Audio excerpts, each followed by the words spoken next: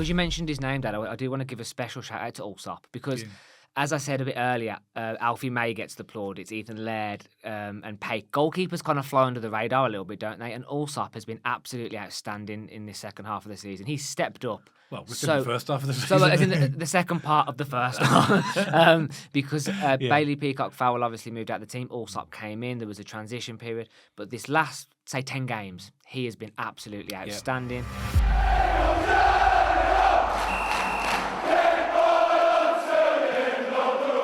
So welcome back to BCFC Royal Blue. And on Saturday, Birmingham City beat Wigan Athletic 3-0 in a professional and clinical performance. And it was absolutely freezing up there. But it was a really good crowd, really good atmosphere, 4,500 Blues fans. And most importantly, we took back 3 points and we reclaimed our spot at the top of the table. So, Dad, it's a great day, wasn't it?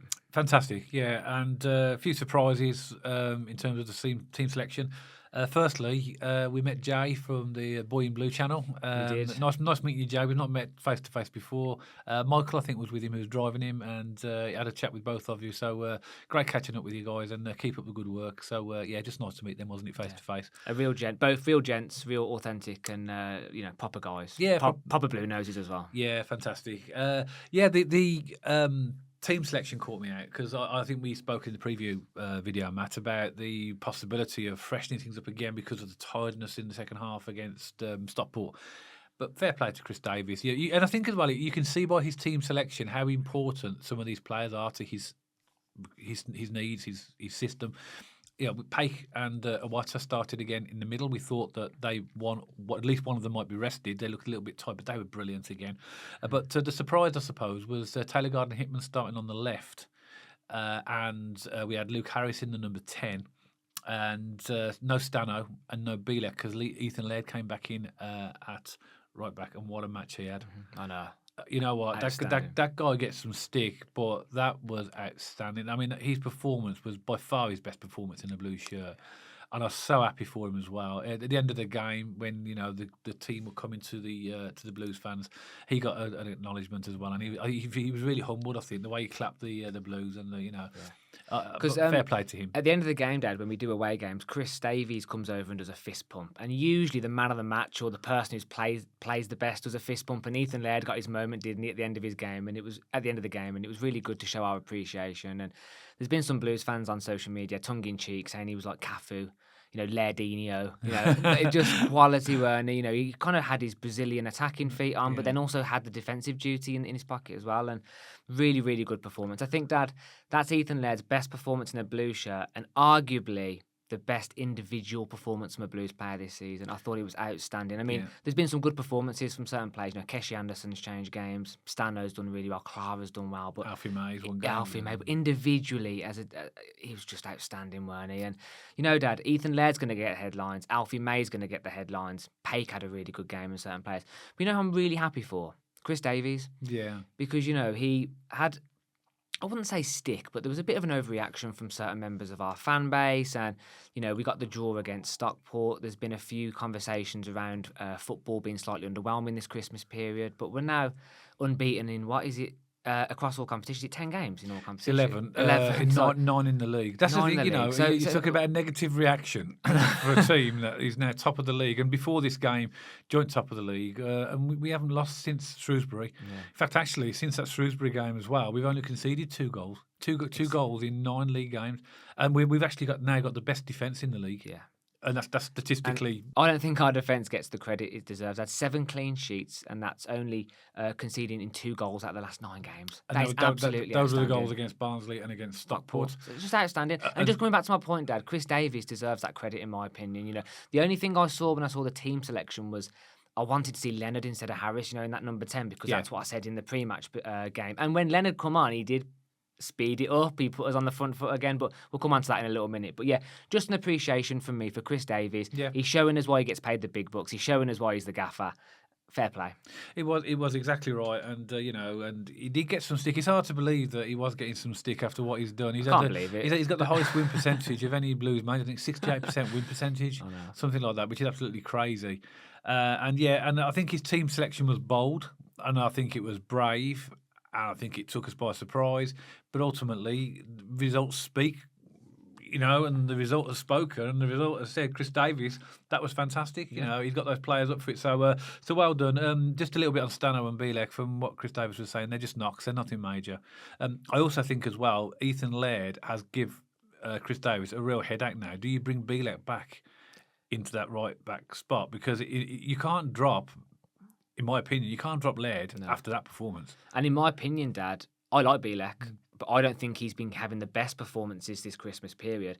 And with Laird, we talk about that lack of pace, that lack of speed going in the attacking position. Look at that game against Wigan. He gave us exactly what we've been missing, I think, in the past couple of games, and that attacking third, the dynamism, the pace, the going at players. I mean, for his size, me and you spoke about this at the game. How many headers does he win? I know. He's only quite a small bloke, and he's got a leap on him, hasn't he? Yes, I remember the away game against Wickham, when he brought it down and assisted it for Alfie May. I've seen so many games this season, and one of them was for our goals where, a long ball's come over, he's chested it down, he's beat his man, and he's, previously, I think we have to call it honestly, earlier in the season, the delivery hasn't quite been there, but against Wigan, absolutely spot on. What a performance. Well, he set a standard for himself there. It's going to be hard. It's going to be hard to achieve that every game, but he's shown that he can do what the system requires. He's got the ability to do it.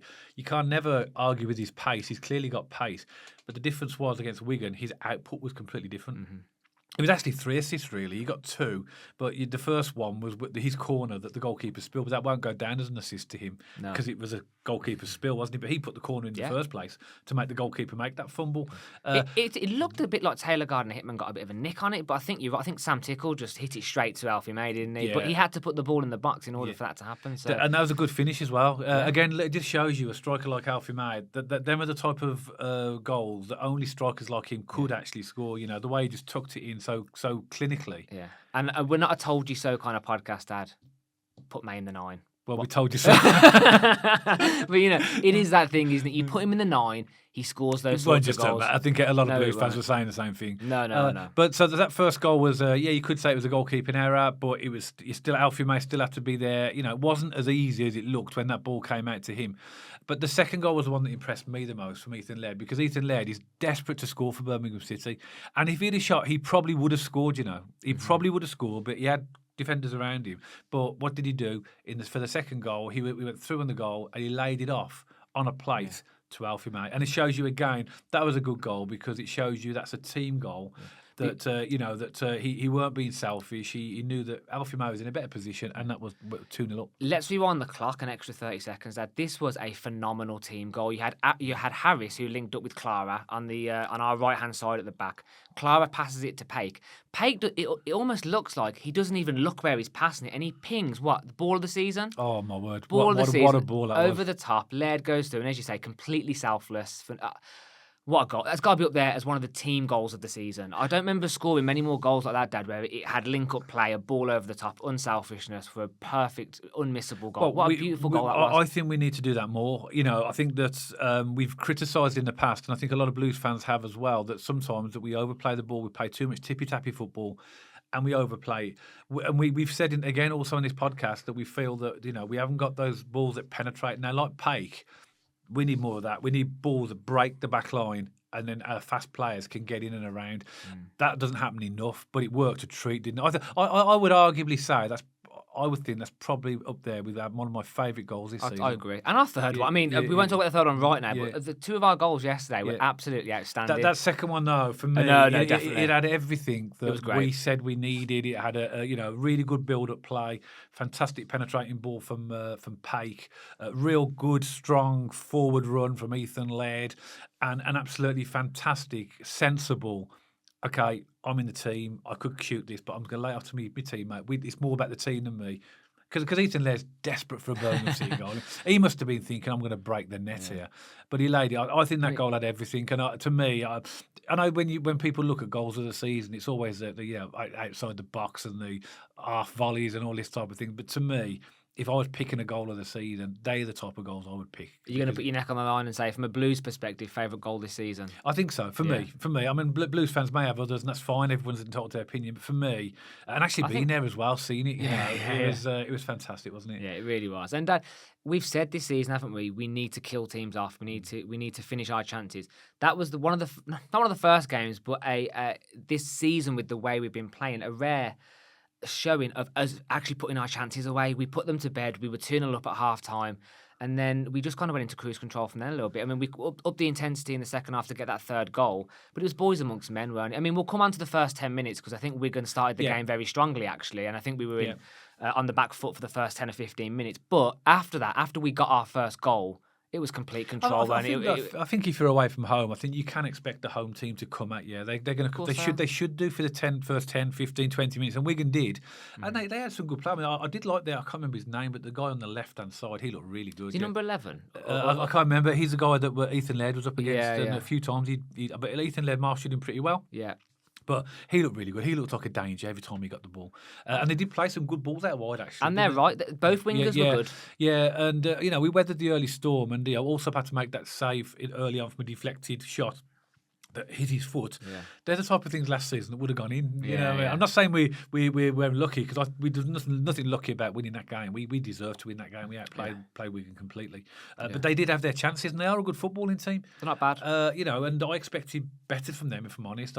We saw them at St.Andrews, and we had a chat, didn't we? Feeling that they were one of the better teams that we'd seen this season. But that. I turned around to you after about just under half time and said they're not the same Wigan team that we saw at St Andrews in terms of their progressiveness and their play. Completely agree, Dad. But as you say, the first 10 or 15 minutes, I thought they were going at us quite wide. Yeah. They were getting balls in the box. They were getting little dinks over the top. They did have a couple of chances. And because you mentioned his name, Dad, I do want to give a special shout out to Allsop because. Yeah.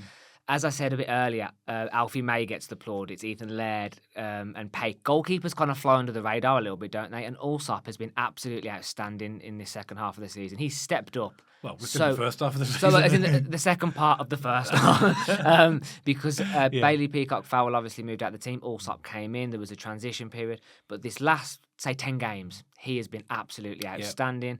He made 2 absolutely clinical saves yesterday. One of the ones you referenced early. And then quite late in the game, when it just kind of trickled across the line, he got a hand on that. Yeah. Absolutely phenomenal save. So I think Allsop's a bit of an unsung hero in the game. And also Taylor Gardner-Hickman, he didn't set the world alight with his performance, but he was in left mid. He's now played right back, centre mid, right mid.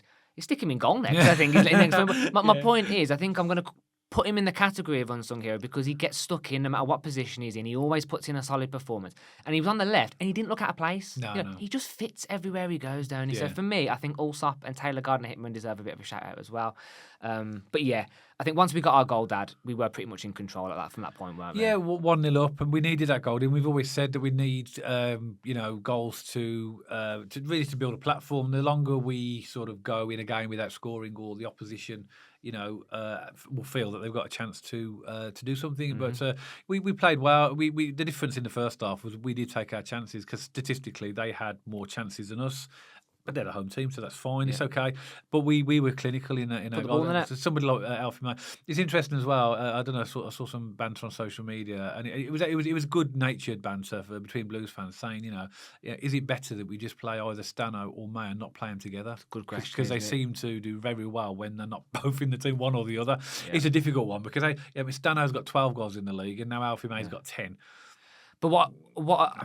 It's a good question, and I don't know the answer to it. But what I would argue, just as a standalone statement, is Alfie May, number 9 or nothing. Whether that means he's on the bench if Chris Davies wants to prefer Stano in the 9, I've not got a problem with that.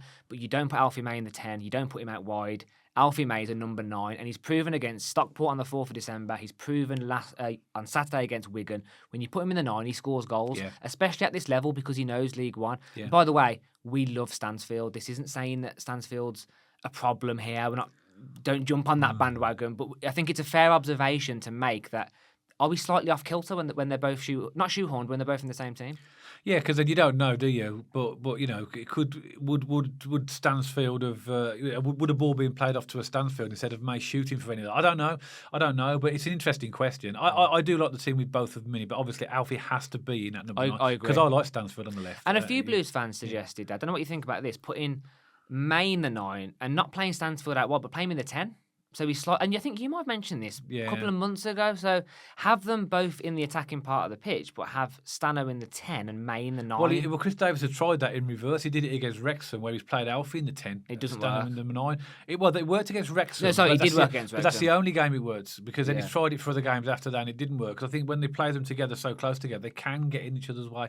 But Alfie has to be the number 9 because he gets into positions that you can Agreed. score goals. Stano is better, as a more sort of back a little bit like a wider player because he's got the pace to run into. So I think we'll continue to see Alfie in the number 9, and Stano out wide. But Stansfield is a good number 9 as well. It is a Yeah. predicament for Chris Davies Yeah. to get his head around. But I hope he doesn't move it around too much and too aggressively, because I think that's when we hit problems, if I'm honest. But just coming back to the game, because that's what we watched on Saturday. Alfie May, absolutely outstanding. And, that's what happens when you put him in the 9. Scores goals. Really good performance. Typical striker goals as well, weren't they? They were typical goals that Alfie May would score, and they're typical goals that kind of a poacher, aggressive in the box kind of striker would score. You got to be there to score them, and he was. And I was really happy, Dad, on Saturday to see us actually putting the ball in the net and finishing Wigan off, which we did quite nicely with our third goal, didn't we? In The third goal, again, another great goal, wasn't it? Again, Laird down the right. He slowed the ball down actually, because it was 1-on-1 to start with. He had another player coming in actually, but it was 1-on-1. Slowed the ball down and then burst, cut it back, and what a finish from Willumsson as well. One touch. Again, he's had some pretty tepid games, you would say, in the last few weeks, but if he keeps doing that, does it matter? Again, I don't think there's many players in our team that could have got the ball in that position and scored like Willumsson. One touch. Technique. Yeah, his technique is really up there, isn't it? And that was a great goal as well. And that was just tucked inside the right hand post, just out of the reach of Sam Tickle, the Wigan goalkeeper. That made it 3-0. That's when the game was all over. And we sort of controlled the game very much after that. But I think their heads went down, didn't they? I mean, when you're 3-0 down at home, it's not nice, is it? And by 90 minutes, Dad, pretty much the entire Wigan end, all 3 stands were gone, weren't they? Well, it wasn't the start of the game. To be honest. I'm not being funny, but the atmosphere there. But I mean, that's and this is trying to be as respectful as I can. But that's probably the worst atmosphere that I've seen in a stadium this season. Probably the emptiest stadium as well. Yeah. And that's not. And I know that sounds bad. I'm not being disrespectful to Wigan at all. I'm just being honest. There was nothing from the Wigan fans, was there? We're not being the attendance or the atmosphere police. It's just an observation when you go to a ground. We'll happily give teams credit. We've been to away games, Dad, and we've said that was rocking, haven't we? The place was bouncing, and you got to give the home team credit when it is like that. But that was. Mind you, to be fair, Matt, though, I mean, when you think about it, what fans are going to be up for? If you're going to be beaten like that, and also as well, we've said this, and we said this as we were walking out the ground as well. The atmosphere in the Blues end was much better, and it was good. And that's because the team gave us something to shout about, gave us something to be excited about. And I think the players have to realise that, and it's the same at home as well. If you play to a high tempo and, really, really sort of give us something exciting, the fans are going to be there with you. It's really difficult to get to get singing when what you're watching is not very inspiring. Chris Davies has admitted this, Dad. He says in order for us to get the atmosphere rocking, to make St.Andrews a fortress and to get the noise around the stadium, you've got to give them something to cheer about. He knows that. I think the issue we have with Blues this season as well, we're expected to win every game. We're expected. Everybody keeps quoting our money we've spent and blah blah blah. But for the Blues fans, last season the atmosphere at some games was brilliant because we were the underdogs. And it's easy to get behind it when you're expected to lose because you've got something to G the team up for. But I think this is partly why, on some occasions, the atmosphere has been, not as good as it can be at home and sometimes away. It's because we need the team to motivate us as well. And I think, as you said, Chris Davies understands that. I think for me, Wickham, Barnsley and Wigan are the 3 away atmosphere, and Lincoln are the 4 away atmosphere this season that have just been absolutely outstanding for me, and really good just to meet fans, really, because we had a couple of chats to quite a few Blues fans, didn't we? We had a few chats on the concourse to a few people. There was, good banter in and around the stadium. I mean, that ref was getting some stick, weren't he? Oh my word. Absolutely horrendous. We could do a whole podcast on referees, couldn't we, this season? He was awful. I mean, they were bad in the Championship, but this is a whole new level, isn't it? He was. I don't even want to say that because we've seen some bad ones. He top 3 worst. He was awful. I don't know what. I just lose memory of like how bad they all are, and it's just a fact. Some of the decisions that he booked one of our players. Was it he booked a Water early in the first half 2 minutes later, their player did exactly the same. Yeah. Exactly the same as what he didn't get spoken to. And it's annoying, isn't it? And And that's it. I think if Iwata gets booked, got it right, Iwata. Yeah. And if their player gets booked, you can accept it because there's a level of consistency. Yeah. You might think it's a poor decision, but at least they're consistent in their poor decisions. I know that might sound like an odd thing to say, but there's no consistency whatsoever. There's nothing, and it's a free fall at this level. I mean, we did get warned, didn't we, Dad? There was 3 things I got told about. I got told about parking the bus, bad refereeing, and stadiums, and all 3 have kind of come true. But for the big one for me is the refereeing. It's shocking. It is shocking. I know. It really is bad. It's surprisingly bad, isn't it, really? But it ain't going to change, man. I don't think it's not going to change this season, is it? So we'll have to deal with it. It's not. And final thing from me, Dad, and I know you referenced this on the Stockport Post video. I thought the subs had good impact again this game because you mentioned about not just bringing subs on for the sake of it, and having no impact. I thought Leonard came on and did a really good job again, front-footed, always shifting the ball, always getting us moving. I love Leonard. I think he's great. And Scott Wright, he's got some motor on him, hasn't he? Oh my word! I thought I was watching it. You just watch him just cruising Lightning, past isn't he? If you can keep him fit. To me, he's got to play. I mean, he was just going around playing. He's exactly what we need. He is, yeah. Like lightning quick. Yeah, Chris Davies is saying I could see that in your eyes. I thought that was coming. But he had you still classify it as a cameo appearance because he was coming back off his injury. But if we keep him fit, he's got skill, he's got pace, and he could make a massive difference for the rest of this season if we can keep him fit. But there was one moment in particular where Cochrane kind of dinked it over the top, and their right back was kind of dawdling because he didn't even think that Scott Wright would have got anywhere near him. Anyway, Scott Wright nearly nicked it, and he was miles away from him. It just, from where we were standing, Dad, it looked like a rocket ship, didn't it? Yeah. Absolutely flying. So really good to see him getting back. I think he could make a massive difference because we talk about wings, don't we, at the Blues? We need more dynamic play on our wings, speed, creating chances, and Scott Wright could give us that. Imagine, I don't know what this means for Stansfield. It could mean him in the 10, who knows? But like Keshi Anderson and Scott Wright on either side of the wings.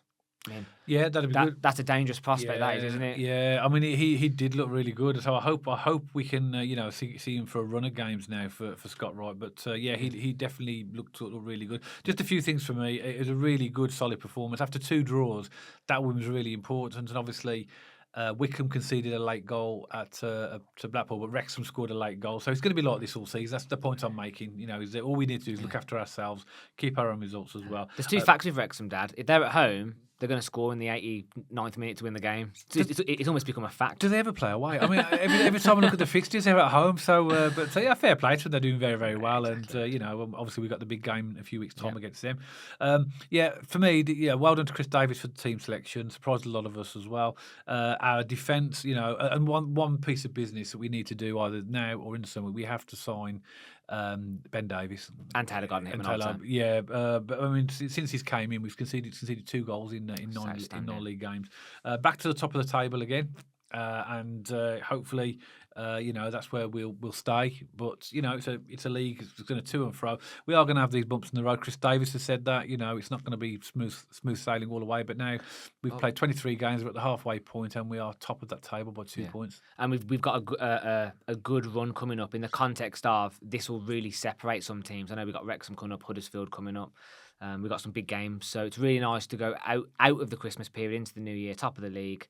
And unbeaten in 11 across all competitions. It's a great position to be in. It is, and I think that win to me, it made the whole festive period seem excellent because if you go back to Crawley game, 3 wins and 3 wins and 2 draws out of those 5 games in that such a short period of time is exceptionally good. That is promotion form. Yes.